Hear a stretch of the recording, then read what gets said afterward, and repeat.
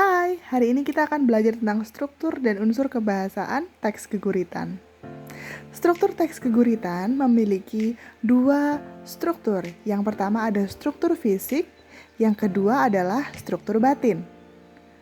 Struktur fisik terdiri dari diksi, pengimajian, lelawaning basa atau majas, dan purwakanti. Berikutnya, jika di struktur batin kita memiliki tema, musikalitas, dan amanat. Berikutnya, lebih lanjut akan Budela jelaskan masing-masing bagian tersebut secara rinci. Sing pertama, struktur fisik, diksi. Penganggit lumrahe nggunakake tembung kang wis kapilih kanthi becik. Pemilihan iki tujuane kanggo nuwuhake rasa endah marang geguritan kang diripta. Pamilihane tembung dijumbuhake karo surasane tembang, dongdinge swara, lan urutane tembung. Dengan kata lain, ketika menulis puisi, kita harus memilih jenis kata yang paling baik agar rima kita terdengar sangat indah, sesuai, dan berurutan pada tiap baitnya. Setelah diksi, kita akan mempelajari tentang pengimajian. Pengimajian yaiku tembung kang dipilih déning pangripta bisa nuwuhake pengimajian tumrap pamaos utawi pamidhanget geguritan. Pangimajian iki gegayutan karo indra pandeleng, pangrungu lan pangrasa. Kanthi anane pengimajian, pamaos diajab bisa lebur ing jagat cipta riptane pangripta. Apa sih maksud dari pengimajian ini?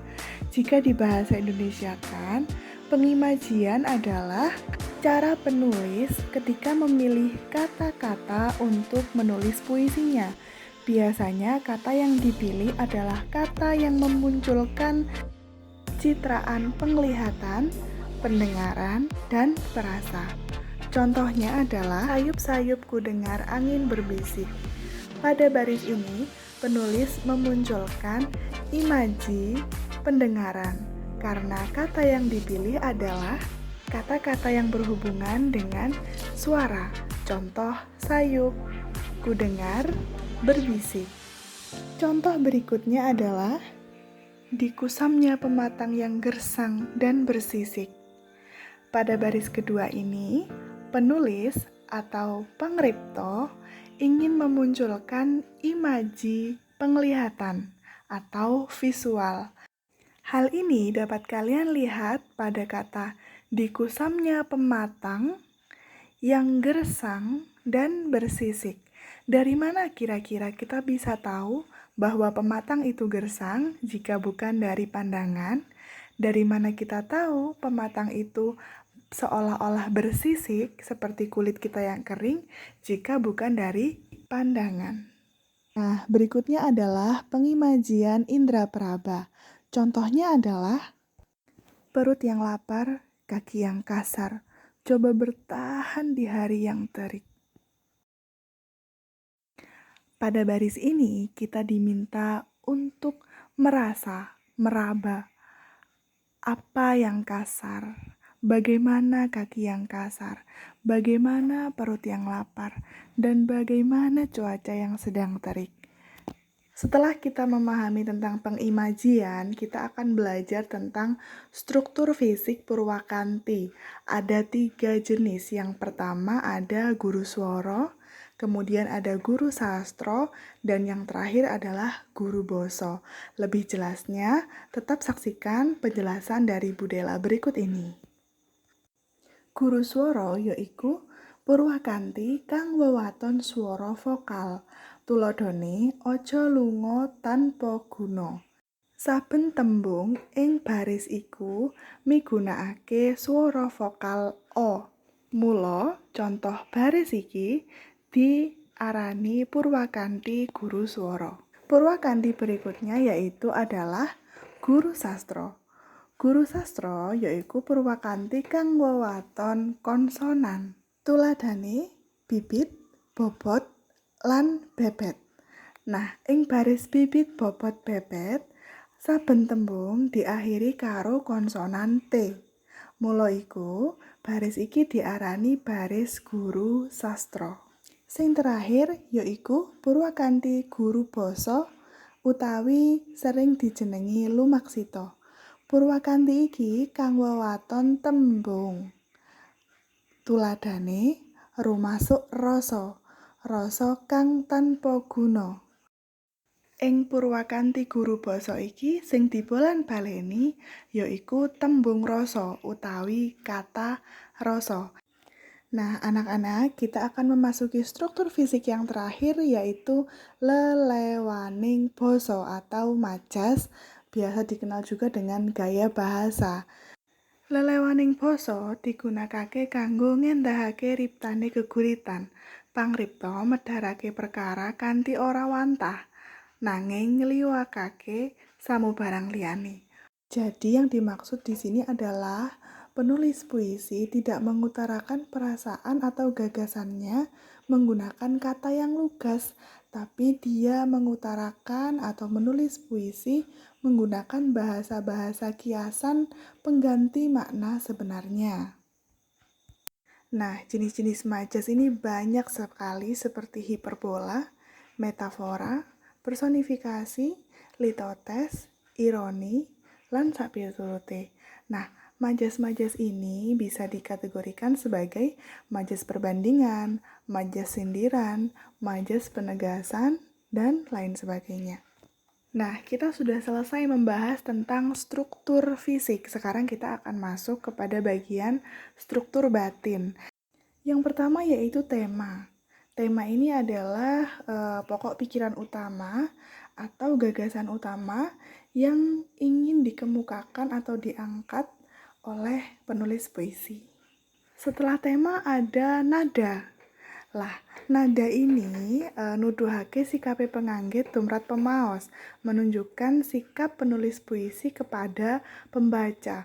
Biasanya nada atau intonasi ini terdengar seperti sindiran, kemudian caci maki, atau nasihat, dan lain sebagainya. Jadi, nada ini membedakan maksud dan tujuan dari penulis atau pembaca puisi kepada pendengar, seperti itu. Masuk pada bagian struktur batin yang terakhir adalah amanat atau piwulang luhur. Perangan iki nuduhake pesan kang pengin diwedharake penganggit marang pemaos, mula saka iku dibutuhake kabisane pamaos kanggo nemokake amanat kang kinandhut ing sajroning geguritan.